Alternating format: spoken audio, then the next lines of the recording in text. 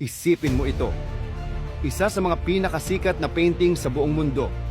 Ang nakatagong lihim sa obra ni Da Vinci, The Virgin and Child ni Leonardo da Vinci, ay maaaring may itinatagong bagay na mas nakakakilabot kaysa sa inaasahan ng kahit sino.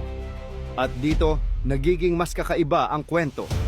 Ilang linggo bago ipininta ni Leonardo ang obra maestra na ito, siya ay nawala. Sa loob ng 20 araw, nawala siya ng walang bakas. Walang nakakaalam kung nasaan siya o kung anong nangyari sa kanya. Nang siya ay bumalik, ang kanyang mga damit ay punit-punit, puno ng alikabok at dumi.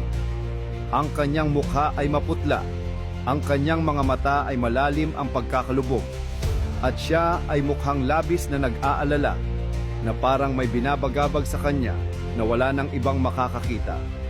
Nang tanungin siya ng kanyang pamilya, nagmakaawa sila para sa sagot, ngunit tumanggi siyang magsalita tungkol dito. Wala siyang ibinigay na paliwanag. Sa huli, sumuko na sila, at kalaunan, nakalimutan na nila. Pagkatapos, nang walang anumang paliwanag, nagsimulang magtrabaho si Leonardo sa kung ano ang tinatawag nating The Virgin and Child. Ngunit nang matuklasan ng mga eksperto ang nakatagong mensahe na nakabaon sa mga detalyadong bahagi ng painting, maaaring nakatagpo si Leonardo ng isang bagay na hindi mula sa mundong ito, marahil mga nilalang na hindi galing dito, na ang impluwensya ay maaaring nag-iwan ng permanenteng marka sa kanyang obra maestra at sa kanyang isipan. Isipin mo ito. Isa sa mga pinakasikat na painting sa buong mundo, ang nakatagong lihim sa obra ni Da Vinci, The Virgin and Child ni Leonardo da Vinci, ay maaaring may itinatagong bagay na mas nakakakilabot kaysa sa inaasahan ng kahit sino.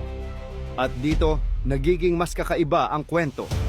Ilang linggo bago ipininta ni Leonardo ang obra maestra na ito, siya ay nawala. Sa loob ng 20 araw, nawala siya ng walang bakas.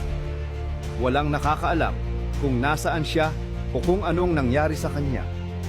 Nang siya ay bumalik, ang kanyang mga damit ay punit-punit, puno ng alikabok at dumi. Ang kanyang mukha ay maputla, ang kanyang mga mata ay malalim ang pagkakalubog, at siya ay mukhang labis na nag-aalala, na parang may binabagabag sa kanya na wala ng ibang makakakita. Nang tanungin siya ng kanyang pamilya, nagmakaawa sila para sa sagot, ngunit tumanggi siyang magsalita tungkol dito. Wala